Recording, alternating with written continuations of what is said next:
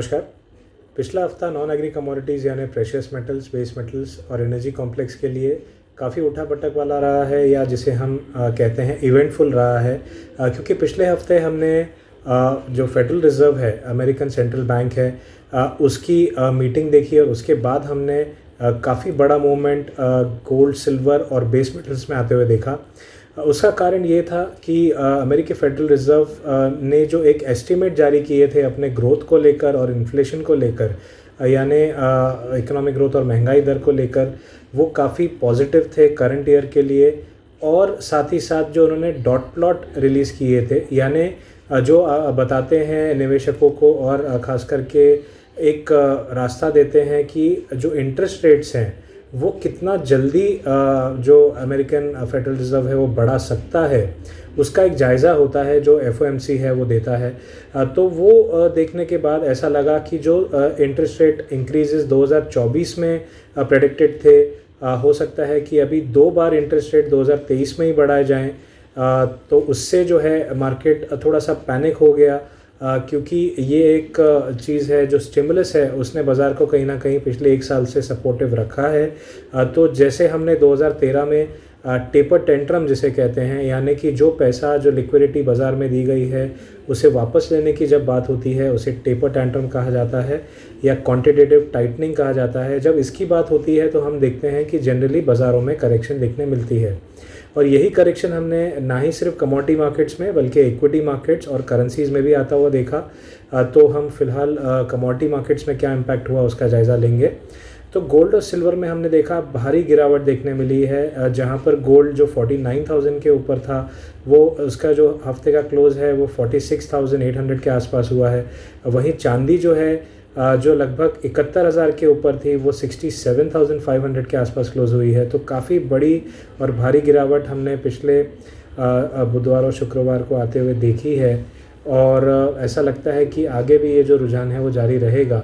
आने वाले हफ्ते में ऐसा लगता है कि गोल्ड जो 46,800 के आसपास, या स्पॉट गोल्ड जिसने लगभग 1850 का जो एक इम्पॉर्टेंट स्तर था जो हमने पिछले हफ्ते डिस्कस किया था, वो क्योंकि तोड़ दिया है, तो अभी डाउनसाइड में जो लेवल है वो 1740 से 1735 डॉलर्स को छू सकता है, यानी पिछले ऑलमोस्ट 3 महीने के लोस के आसपास जा सकता है।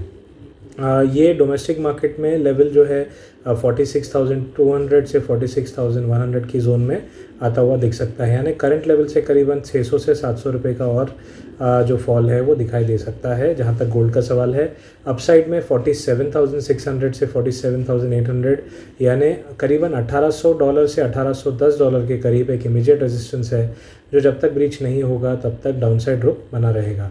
हालांकि ये ज़रूर कहूँगा कि बाज़ार जो है वो थोड़ा सा ज़्यादा पैनिक हो रहा है, ज़्यादा ही एक्सट्रीम में प्राइजेस चली गई हैं। इसके लिए निचले स्तरों पे टिकने की पॉसिबिलिटी कम है, यानी अगर 1740 1735 डॉलर के आसपास स्पॉट गोल्ड दिखता है या 46,000 के करीब डोमेस्टिक गोल्ड दिखता है, तो वहाँ से दोबारा एक बड़ा उछाल आने की पॉसिबिलिटी अभी भी बनी हुई है। लेकिन शॉर्ट टर्म बेसिस डाउनसाइड का रुख रहेगा। वहीं सिल्वर की भी बात करें तो लगभग $26 के नीचे भी स्लिप हो गया है, और हमने $28 के ऊपर के भाव देखे थे पिछले हफ्ते, और उसके बाद लगातार एक फॉल देखने मिला, यानी 6 से 7% का फॉल हमें पिछले हफ्ते दिखाई दिया है। और लगता है कि ये जो डाउनवर्ड बायस है या ये जो फॉल है ये कंटिन्यू होगा जब तक 69,000 के ऊपर एटलीस्ट दाम नहीं निकलते, या इंटरनेशनल मार्केट्स में करीबन $27 के ऊपर बाज़ार फिर से टिकने में कामयाब नहीं होता, तब तक जो रुझान है वो नीचे की तरफ रहेगा।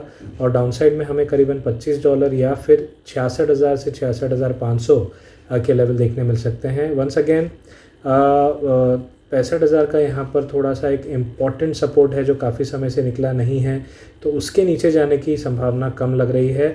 और यहाँ पर भी सेलिंग जो है थोड़ी सी ओवरडन हो गई है, या अगले हफ्ते आते आते और ज़्यादा गिरावट हुई तो एक ओवरसोल्ड सिचुएशन आ जाएगी। इसलिए ओवरऑल बेसिस ऐसा लगता है कि 65,000 का सपोर्ट होल्ड कर जाएगा, और चांदी और गोल्ड भी कहीं ना कहीं 40,000 का जो सपोर्ट है वो होल्ड कर सकता है। तो डाउनसाइड डेफिनेटली देखने मिलेगा, लेकिन ओवरऑल लॉन्गर टर्म बेसिस एक लिमिटेड डाउनसाइड की संभावना बनी हुई है। वहीं अगर हम कच्चे तेल की बात करें तो हमने एक अपसाइड मूव आते हुए देखा, और 1 साल के ऊपर के हाइज़ हमने देखे लगभग डोमेस्टिक मार्केट्स में, अंतर्राष्ट्रीय बाज़ार में भी हमने WTI क्रूड को $74 के करीब जाते हुए देखा, जो करीबन 2 से ढाई साल की नई ऊंचाई है। और उसके बाद हमने क्योंकि बाकी कमोडिटीज़ में एक दबाव देखा था, तो उसके साथ साथ कच्चे तेल में भी दबाव देखने मिला है। लेकिन हफ्ते के आखिरी कारोबारी दिन एक बड़ा उछाल प्राइस में आया और हफ्ते के पीक के आसपास यानी टॉप के आसपास क्लोज देने में कामयाब हुआ है। जहां तक M6 का सवाल है, वहां पर हमने देखा कि 5300 के ऊपर की क्लोजिंग आई।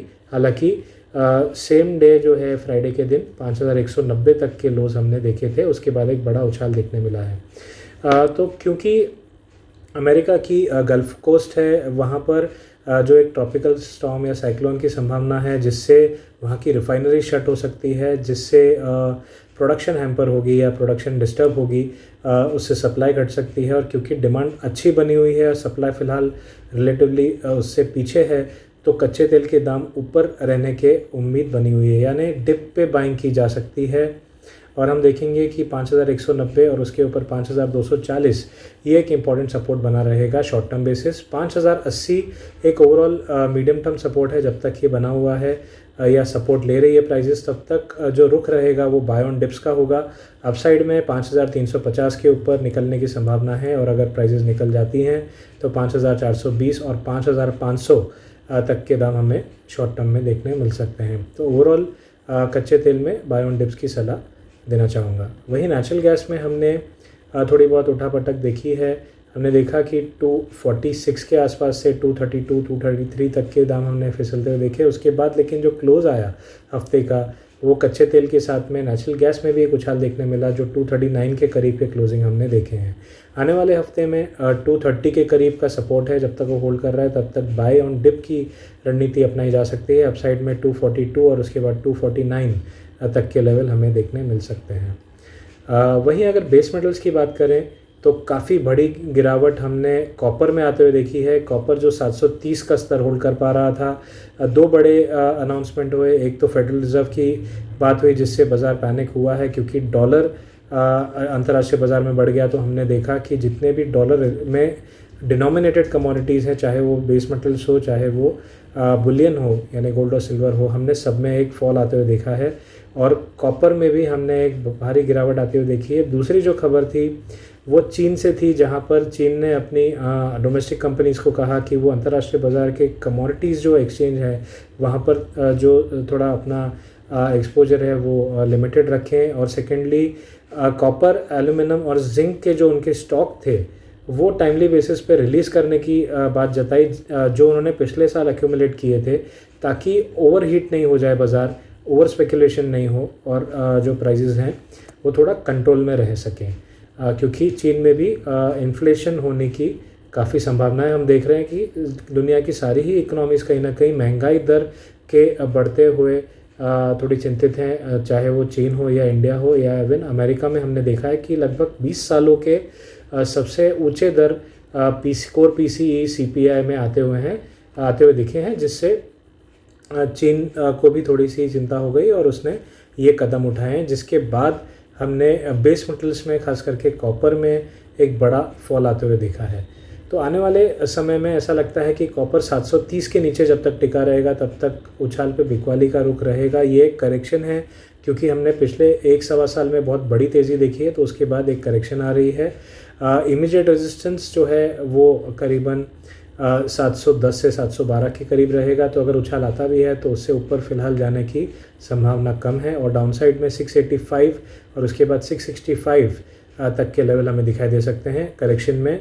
हालांकि उसके बाद मैं कहूँगा कि एक उछाल ओवरऑल लॉन्गर टर्म हमें देखने मिलेगा, लेकिन शॉर्ट टर्म बेसिस जो है रुझान नीचे की तरफ है। वहीं निकल की बात करें तो हमने 1355 से लगातार एक करेक्शन आते हुए देखी है। लगभग 90 रुपये की करेक्शन के साथ हमने कारोबार होते हुए देखा पिछले हफ्ते में, और इवेंचुअल क्लोजिंग 1275 के आसपास हमने देखी है। ऐसा लगता है शॉर्ट टर्म बेसिस 1300 के नीचे जब तक है तब तक सेल ऑन राइज की रणनीति अपनाई जा सकती है, और डाउनसाइड में 1245 तक के लेवल हमें देखने मिल सकते हैं।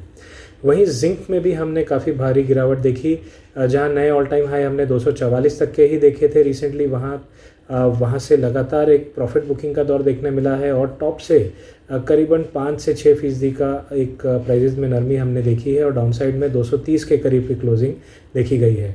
आने वाले समय में 236 के नीचे जब तक रहेगी प्राइस तब तक उछाल पे बिकवाली की जा सकती है और डाउनसाइड में 227 तक के लेवल शॉर्ट टर्म में देखे जा सकते हैं।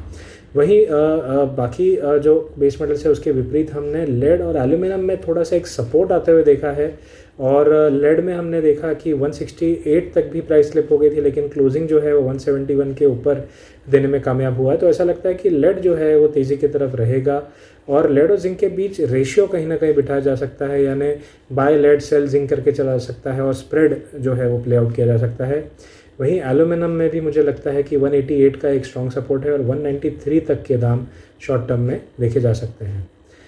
तो एक मिला जुला रिस्क जो रिज़ल्ट है वो ओवरऑल बेस मेटल्स में हमें देखने मिल सकता है आने वाले हफ्ते में। तो ये था एक जायज़ा कि नॉन एग्री कमोडिटीज़ में क्या रुझान रह सकता है। धन्यवाद।